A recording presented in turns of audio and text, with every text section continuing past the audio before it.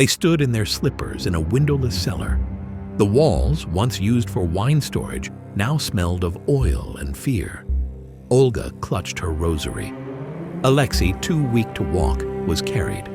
They thought a photo was going to be taken. That was their final illusion.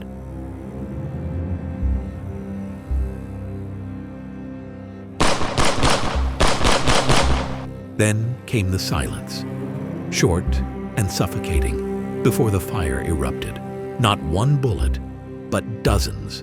Not one death, but an extended slaughter, ricocheting off metal corsets and echoing in screaming cries.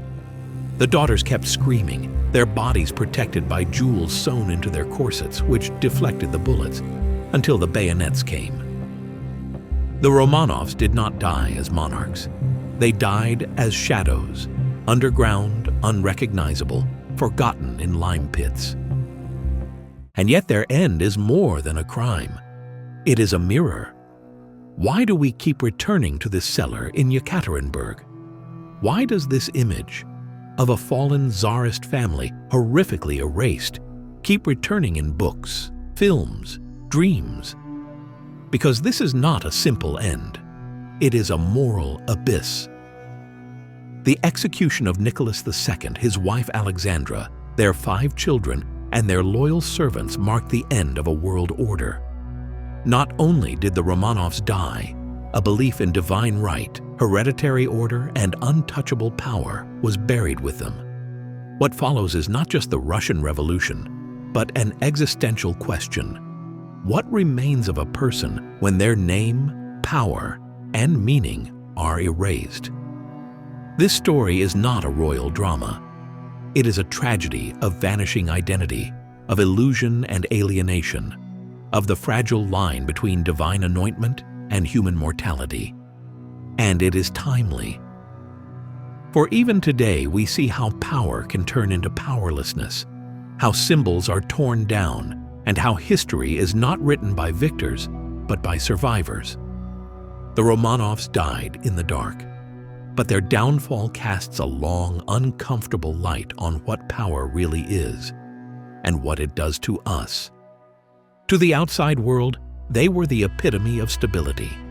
Nicholas II, the Holy Tsar, his devout wife Alexandra, and their 5 children, 4 graceful Grand Duchesses and the long-awaited heir, Alexei.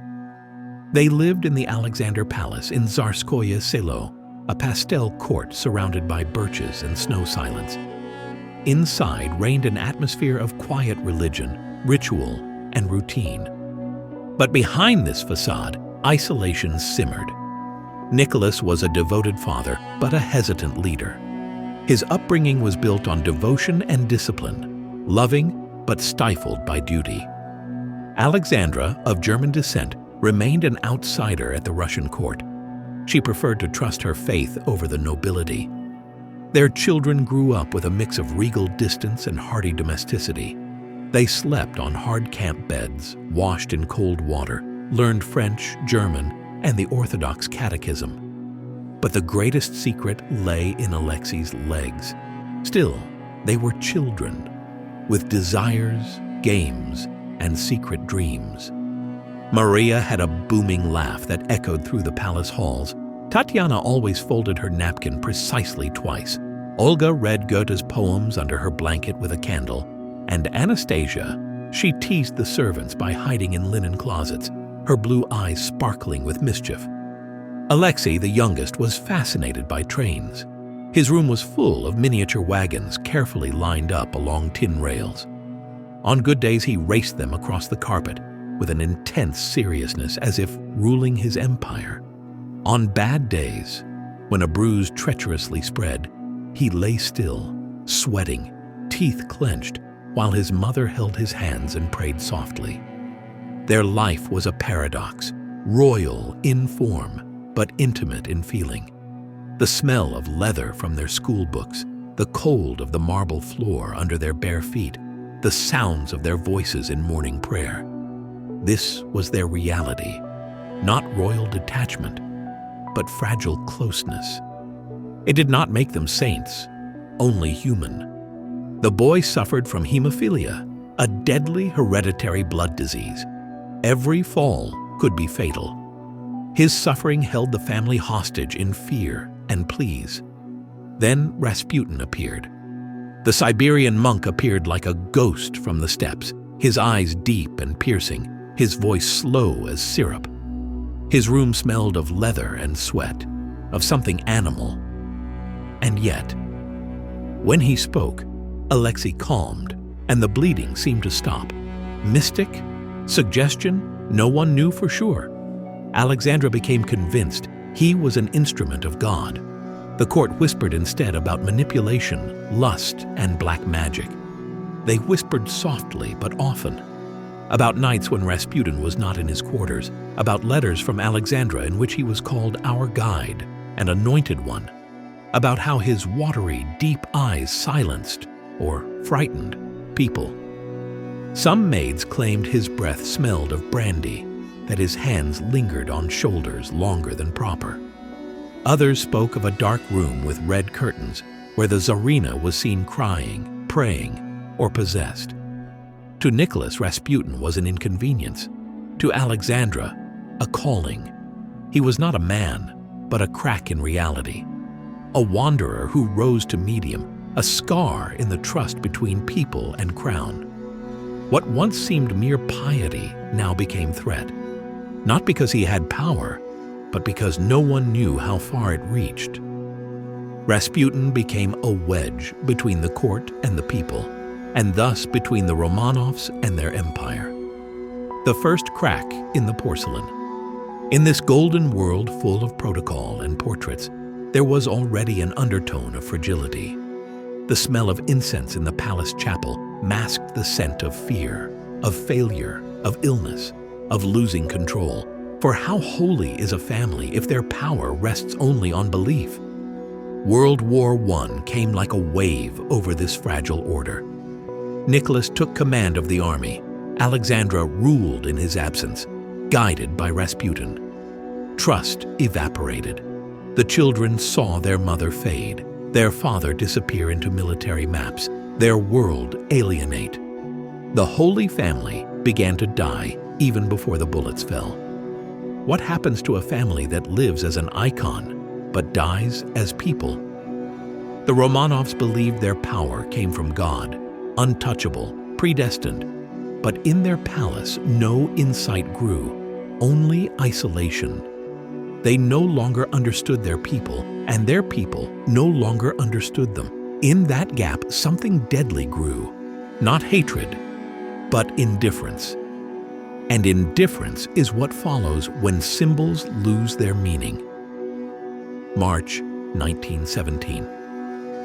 Petrograd smells of smoke and hunger. The streets seethe. Women demand bread. Soldiers refuse to fire. And within days, the 1,000-year-old Tsarist empire collapses like wet cardboard. Nicholas, still thinking he served his country, abdicated. Not under force of arms, but of reality. His family lost not only the throne, but their meaning.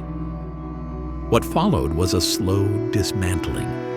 First banishment to the Alexander Palace, then deportation to Tobolsk in Siberia. A wooden house surrounded by mud and birch trees, guarded by coarse soldiers with grim eyes. Here they lived for months in uncertainty. Alexandra's health deteriorated. Alexei grew weaker. The children learned to knit, read the Bible, and kept a strict diary, as if writing could anchor their existence. At night, when the wind hit the wooden walls, Alexandra wrote in her diary. No grand sentences, just prayers, fragments of dreams, notes on Alexei's temperature.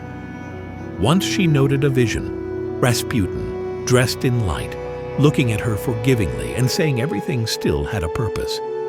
Nicholas, for his part, remained silent. He wrote letters to his brother, who never replied, and read passages from his father's diary as if he could still find something of fatherhood or comfort there. Sometimes he sat for hours at the window, staring at birches, his face hollow, as if waiting for an order that would never come. The children found their own rhythms.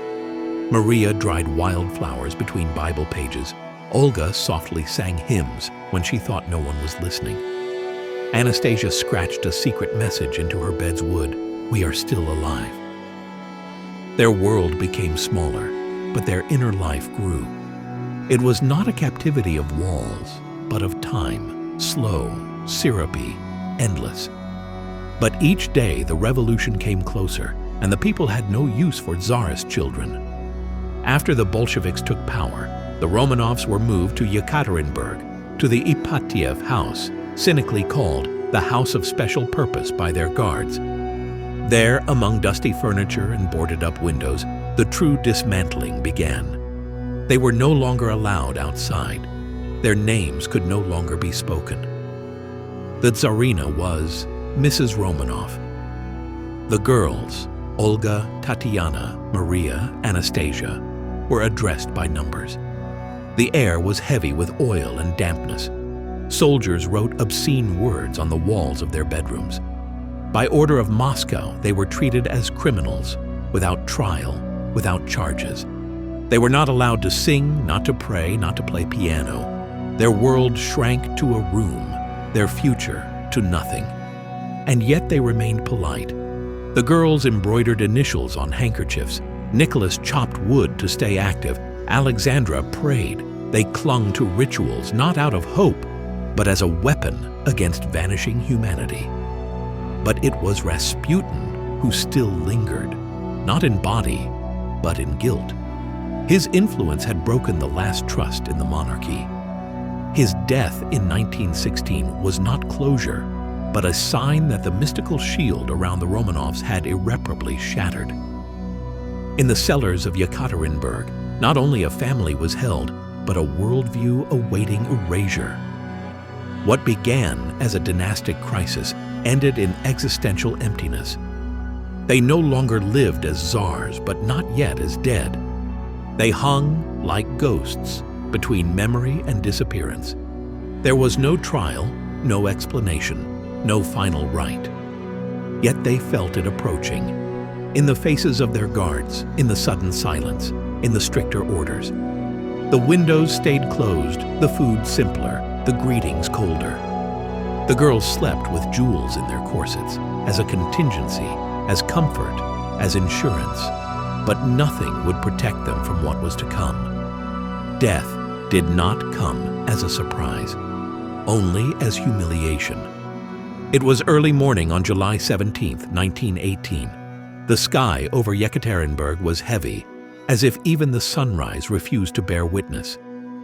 Days before their death, something hung in the air. No words, but slower gestures, glances that lasted longer. Nicholas began to polish his shoes every morning, as if preparing for a journey. Not because he would still go anywhere, but because something in him demanded dignity. Alexandra studied the faces of her daughters as if she wanted to memorize them for later. And in her prayers she spoke softer, almost whispering to something already waiting for her. Tatiana secretly took a silver chain from her bag and placed it in her mother's hand. Olga wrote a short verse in her diary, ending with the words, "When one possesses nothing, only light remains." Alexei, too weak to stand, asked if he could bring his toy soldier downstairs. He received no answer. They spoke little, but the silence between them was charged, even tender. No farewell in words, only in rituals. They were awakened under false pretenses. There would be fighting in the city, and for their safety, they had to go to the cellar. Nicholas carried Alexei in his arms. The daughters followed, nervous, rubbing their rosaries between their fingers. The room was small with bare walls, the floor rough. A chair was set for Alexandra, a stool for Alexei. They stood close together, their breath warm in the damp air. Then the shooters came, 11 men, some drunk, some silent. An order was read. The word execution fell. Nicholas merely uttered, "What?" A gunshot, then a second, and then a salvo that tore the air open. Nicholas fell first, shot in the head. Alexandra immediately after. But the daughters, Olga, Tatiana, Maria, Anastasia, did not fall. The bullets ricocheted, Confused, the men fired again. The girls screamed. Some fell, some did not. A chilling, minutes-long chaos followed. The jewels sewn into their corsets protected their bodies, but not their lives. What began as an execution turned into a panicked massacre. Bayonets had to be used, and even then, they did not die quickly. Anastasia supposedly tried to escape, according to one guard, but that detail dissolves in conflicting testimonies, like a final shadow of resistance in a room full of echoes. When it grew quiet, it was not the silence of rest, but the silence of erasure. The bodies were wrapped in cloth, doused in acid, mutilated.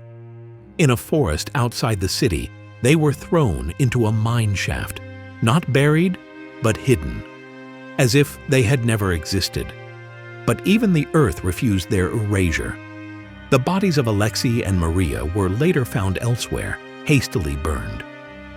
Only in the 1990s were they identified, piece by piece, through DNA and memory. What died in that cellar was not just a family. It was an idea that power is untouchable, that bloodline is sacred, that history is predictable. The Bolsheviks tried to reduce them to dust, but made martyrs. To die in silence is one thing. To be forgotten is another. And there, underground, their second life began. As symbols of innocence, as warnings, as mysteries. What remains of a person when their portraits are burned, their name forbidden, and their bones buried in shallow graves? In the case of the Romanovs, the answer is more than expected. For the more their existence was denied, the deeper their story embedded itself in the collective memory. Not as heroes, but as humans. Nicholas was no brilliant ruler, Alexandra no beloved Tsarina. They were, at their core, tragically ordinary, suffocated by expectations, guided by faith, blinded by loyalty. That is what makes their downfall so painfully familiar. They believed steadfastness would save them, but it was that same rigidity that led them to the cellar. In a world changing at lightning speed, they stood still, like icons in an age beginning to shatter icons. Their death left no empty throne, but a moral abyss. What is power worth if it protects no one? What is identity without recognition? Today they are venerated as martyrs by some, contested by others, forgotten by many. But their story lingers, not as a royal epic, but as a human echo. Because power rarely disappears with one salvo. Sometimes it fades slowly, through silence, through forgetting, through replacement. Not every throne is emptied by bullets. Some topple under hashtags, documents, crumbling trust. Think of statues being taken down, monuments of leaders once seen as untouchable, now pulled out of sight with ropes around their necks. Think of street names rewritten, of photos disappearing from official archives. Every era has its iconoclasm, not always brutal, but always final. The cellar of Yekaterinburg is no exception. It is an echo. Every society has a place where power dies, sometimes visibly, sometimes silently. The question is not just who is shot there, but who is ultimately remembered. Just as images of fallen leaders are taken down, statues disappear, and street names are rewritten, the question remains: what happens to power when the world changes and you refuse to change? Because in their final moments, nothing royal remained. Only breath, fear, hands reaching for one another. And that makes their death not just tragic, but necessary to remember. Not because of what they were, but because of what they became. What does it mean to be eradicated until even your name vanishes, and then still be remembered? Were the Romanovs victims of tyranny or of their own inability to change? And more importantly, is their death a warning about power or about blind faith? What would you do if your world was sealed off in silence and your name erased?